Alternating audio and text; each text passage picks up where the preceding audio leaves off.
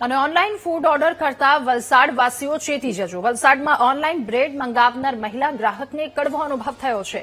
Blinkit application મારફતે મંગાવાયેલી bread કે જે ફૂગવાળી નીકળી, ગ્રાહકે આ વિડીયો ઉતારી સોશિયલ મીડિયામાં વાયરલ કર્યો છે. વાસી ખાદ્ય પદાર્થો વેચતા લોકોની સામે કાર્યવાહી કરવાની માંગ કરી છે. ત્યારે લોકોના આરોગ્ય સાથે ચેડા. આ કિસ્સો વલસાડથી સામે આવ્યો છે, જ્યારે બ્લિંકિટથી ઓનલાઈન બ્રેડ મંગાવી હતી, પરંતુ એ બ્રેડ ફૂગવાળી મળી. ગ્રાહકે આ વાતનો વિડીયો ઉતાર્યો અને વાયરલ કર્યો છે.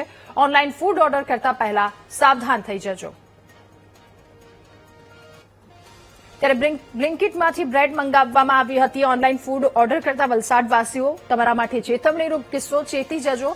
વલસાડ કે જ્યાં ઓનલાઈન બ્રેડ મંગાવનાર મહિલા ગ્રાહકને કડવો અનુભવ થયો છે. ફૂગવાળી બ્રેડ તેના સુધી પહોંચી ગઈ. બ્લિંકિટ એપ્લિકેશનથી મંગાવેલી બ્રેડ કે જે ફૂગવાળી નીકળી. ગ્રાહકે આ વિડીયો ઉતારી સોશિયલ મીડિયામાં વાયરલ પણ કર્યો છે. સાથે લોકોમાં આ વાતને લઈને રોષ પણ છે.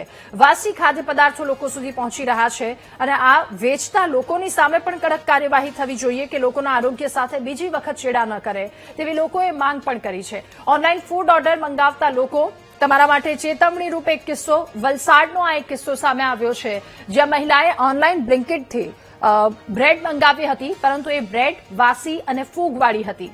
જોકે આ સમગ્ર ઘટનાનો વિડીયો પણ હવે વાયરલ થયો છે. કડક તપાસની માંગ ત્યાંના રહેવાસીઓ લોકો કરી રહ્યા છે. બ્લિંકિટમાંથી બ્રેડ મંગાવવામાં આવી હતી, એટલે લોકોના આરોગ્ય સાથે ચેડા કરતા લોકો કે જેમના પર કડક કાર્યવાહી થવી જોઈએ, તેવી પણ લોકોની માંગ છે. મહિલાએ વિડીયો વાયરલ કર્યો છે આ વાતને લઈને. ત્યારે લોકોના આરોગ્ય સાથે થતા ચેડાના કિસ્સામાં વધુ એક કિસ્સો સામે આવ્યો છે, અને આ કિસ્સો વલસાડથી. ત્યારે ઓનલાઈન ફૂડ ઓર્ડર કરતા લોકો સાવધાન થઈ જજો, કારણ કે અત્યાર સુધી ઓનલાઈન ફૂડ જે લોકો ઓર્ડર કરતા હોય છે, ક્યાંક ને ક્યાંક કડવા અનુભવો થવાના કિસ્સાઓ સામે આવ્યા છે. વધુ એક આ પ્રકારનો કિસ્સો વલસાડથી સામે આવેલો છે, જ્યાં બ્લિંકિટથી ઓર્ડર કરી હતી બ્રેડ અને આ બ્રેડ ફૂગવાળી નીકળી.